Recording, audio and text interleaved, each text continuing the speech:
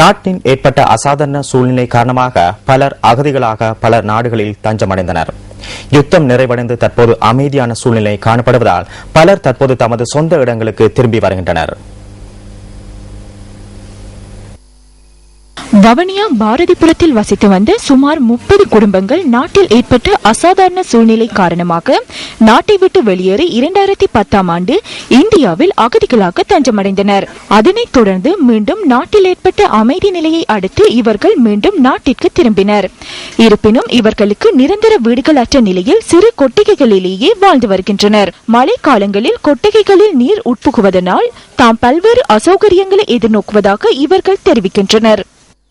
என் வீடு இல்லை, மழை வந்தால் அவங்களுக்கு இருக்கக்கூடிய இடம் இல்லை, டொய்லெட் இல்லை, என்ன செய்யறதுன்னு தெரியாமல் இருக்கு.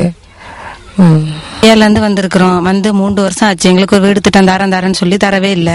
டிஎஸ்கிட்ட சொல்லியிருக்கோம், ஜிஎஸ்கிட்ட சொல்லியிருக்கோம், எல்லாத்திலையும் சொல்லியிருக்கோம். இந்த எல்லா கிராமத்துக்கும் வந்திருக்கோம், எங்கள் கிராமத்துக்கு மட்டும் வரவே இல்லை. நாங்கள் இப்படி பிள்ளைகளை வச்சுட்டு என்ன செய்யறது? மழை வந்தால் எங்கெங்கே போய் நாங்கள் ஒளியிறது? எங்களுக்கு சொந்தக்காரங்க வீட்டில் எத்தனை நாளைக்கு நாங்கள் போய் இருக்கிறது? நாங்கள் இப்படியே இருக்கிறதா? எங்களுக்கு இந்தியாவிலேருந்து வந்து அந்த உதவி செய்கிறேன் இந்த உதவி செய்கிறேன், நாங்கள் ஒரு உதவியுமே எங்களுக்கு இல்லை. நாங்கள் எங்கே போகிறது? நாங்கள் யாருக்கிட்ட போய் இதெல்லாம் கேட்கறது? தமது அன்றாட தேவைகளுக்கு கூட நீரை பெற்றுக்கொள்ள முடியாத நிலையில் வாழ்க்கையை நடத்தி செல்லும் இந்த மக்கள் நீரை பெற்றுக்கொள்வதற்காக சுமார் 1 கிலோமீட்டர் தூரம் செல்ல வேண்டியுள்ளதாக கவலை தெரிவிக்கின்றனர்.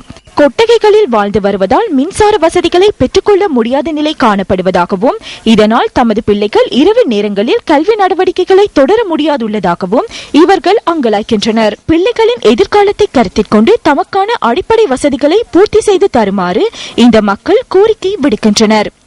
இவர்களின் ஆதங்கம் இப்போது முற்றுப்பெறும்.